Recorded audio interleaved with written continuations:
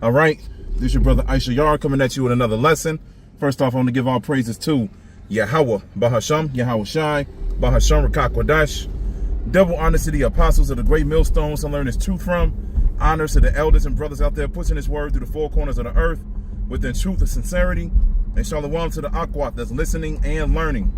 Today's video is going to be entitled Stay on That Health Journey. All right, it's going to be entitled Stay on That Health Journey.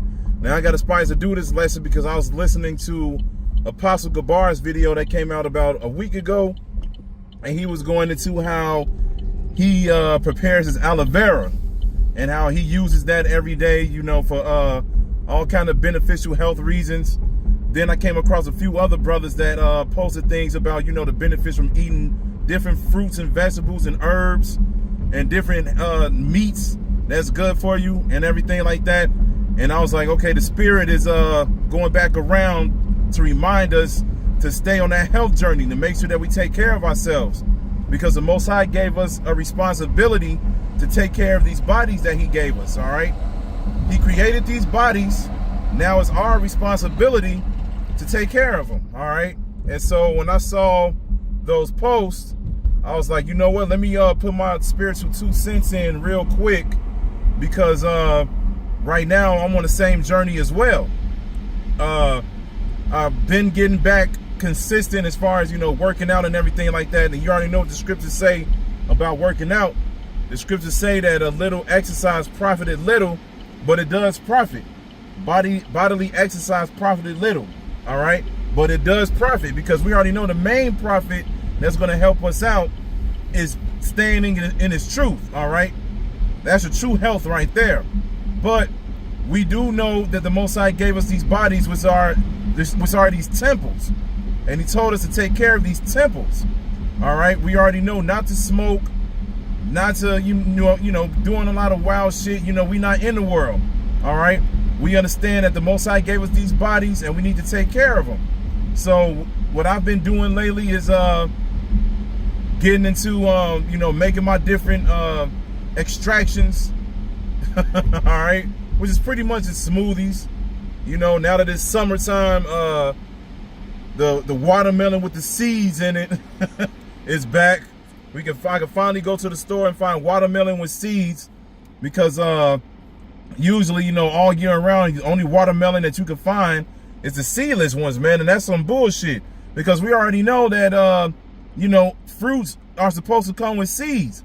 You know, we over here eating this modified food, and that's written in the book of Ezekiel, the 4th chapter, all right, when it tells you that we was going to eat our food defiled, but we're going to do the best that we can, though.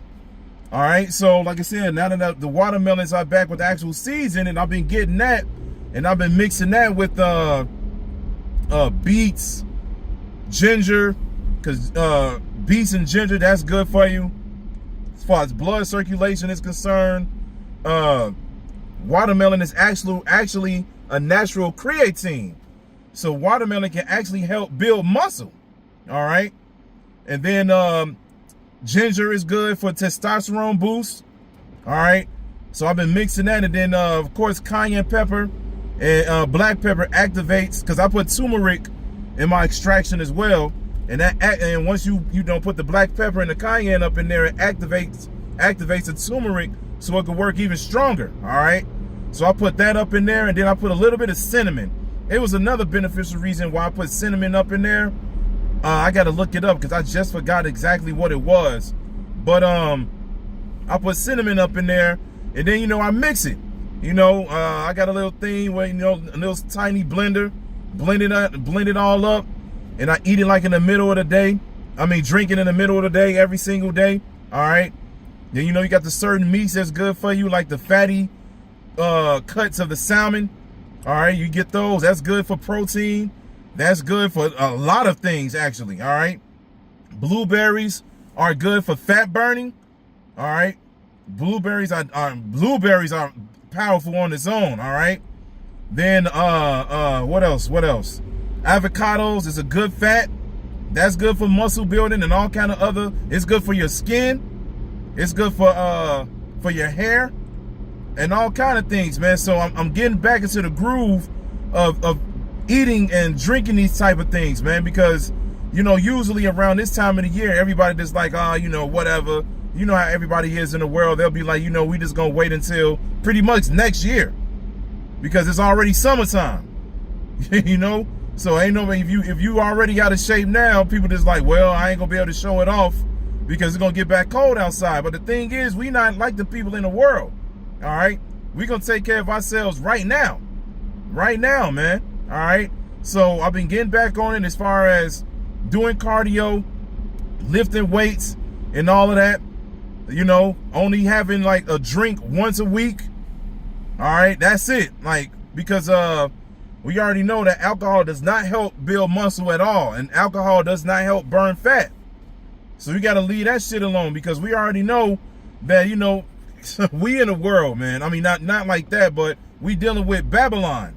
All right, we dealing with Babylon, so it could happen. You know, it can happen when you find yourself having a brew or so like 2 or 3 times a week, man. You know, because that's just, you know, how vexing it is to deal with these people.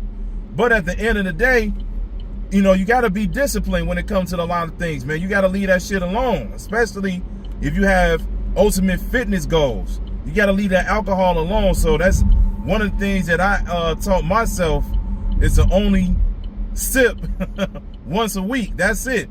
And I usually do it on, you know, my off day, my very first off day out of the week, because that's the day where I know that I can get lit. I can get lit. And then I ain't got to worry about waking up the next morning because I ain't got to go to work. All right. But outside of that, it's right back to it as far as, you know, like I said, exercising, doing what I'm supposed to do, you know, doing an intermittent fasting, because you already know what the scriptures say about fasting. All right. Fasting brings you closer to Yahweh B'Shem Yahweh Shai. All right.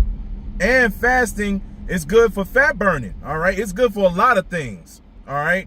So I've been doing a lot of intermittent fasting, and then I want to build up to the point where, you know, you do a full dry fast. I want to start doing that once a week, because I used to do that, you know, a couple of years ago. Every week I would do a dry fast once a week, man. All right, because that's definitely one of the things you want to do. You want to afflict your spirit to show the Most High that you believe. All right, when you read the book of Tobit, it speaks about alms, fasting, and prayer. All right, those 3 things go hand in hand in hand.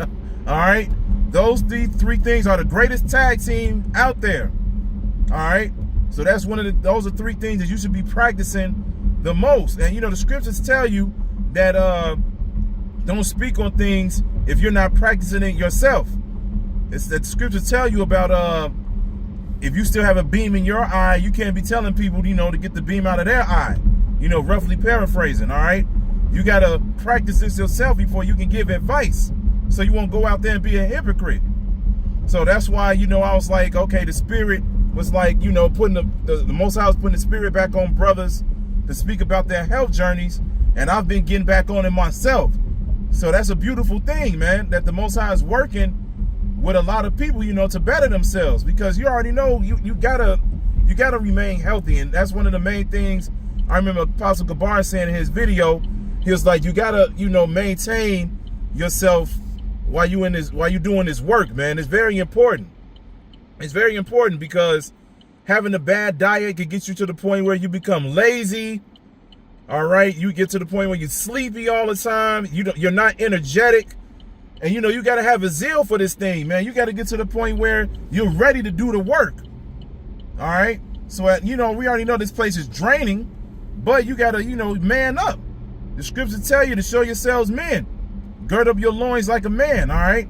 And one of the things that, as a man, as you should want to do is get swole, man. Get swole, be healthy, be the best that you can possibly be, all right?